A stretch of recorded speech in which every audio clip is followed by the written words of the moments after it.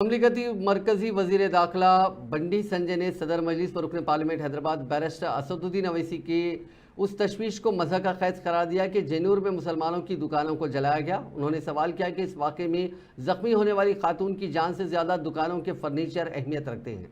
बंडी संजय ने आज शहर के गांधी हॉस्पिटल में ज़ेर इलाज जेन्यूर की खातून की आयादत की और उनके रिश्तेदारों से बातचीत करते हुए तफसीलात हासिल की। उन्होंने डॉक्टरों को बेहतर इलाज करने का मशवरा दिया। बाद वहाँ मौजूद मीडिया से बात करते हुए मरकजी वजीर ने कहा कि जेन्यूर का वाक़या निर्भया और कलकत्ता के ट्रेनी डॉक्टर की मौत से भी बड़ा वाक़या है, लेकिन इस वाक़े पर हुकूमत खामोशी इख्तियार की हुई है। उन्होंने बैरिस्टर अवैसी की जानिब से जेनूर के मुसलमानों के इमलाक व दुकानों को जला देने की तशवीश पर तबसरा करते हुए कहा कि असल में कबायली खातून पर असमत रेजी की कोशिश और उस पर हमले का वाक़या ना होता तो जेन्यूर में इस तरह के हालात क्यों पैदा होते, इसके लिए कौन जिम्मेदार है। बंडी संजय ने कहा कि मौजूदा हुकूमत भी मुस्लिम नवाज पॉलिसियों पर अमल पैरा है। इस तरह के वाक़यात के साथ ही मुलजिम को गिरफ्तार करते हुए उसे अदालती तहवील में दे दिया जाता है। उन्होंने कहा कि फ़िरक़ावाराना नौइयत के वाक़यात में हुकूमत सिर्फ हिंदुओं के नौजवानों को निशाना बनाती है, उनके खिलाफ नाकाबिले ज़मानत मुकदमा दर्ज करते हुए उन्हें जेल भेज देती है, जबकि दूसरे तबके के अफराद के खिलाफ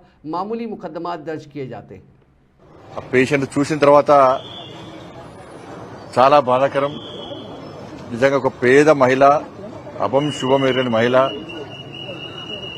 అమాయక మహిళ పట్ల ఇవాళ ఆ మూర్ఖుడు ఆ విధంగా వివరించడం ఇంతకంటే సిగ్గుమాల చర్య ఇంకోటి లేదు। వాళ్ళ అన్నకు రాఖీ కట్టడానికి అని రాఖీ పండుగ రోజు పోతుంటే ఆటో డ్రైవర్ కదా అని చెప్పి వాడు మూర్ఖుడు అని తెలియకుండా వాడిని ఆటో ఎక్కితే జంగల్ తీసుకుపోయి ఆమెను ఇష్టానుసారంగా రాళ్లతోని కట్టెలతోని, అసలు ఫేస్ లో ఏం లేదు, ఫేస్ మొత్తం పండ్లు మొత్తం ఎక్కలేదు, ఫేస్ మొత్తం ప్లాస్టిక్ సర్జరీ చేసాడు, మొత్తం సర్జరీ చేసినాడు, ఫేస్ లో ఏం లేదు।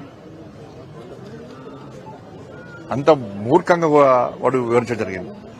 ఇప్పుడు కలకత్తా సంఘటన కానీ, నిర్భయ సంఘటన కానీ, ఈ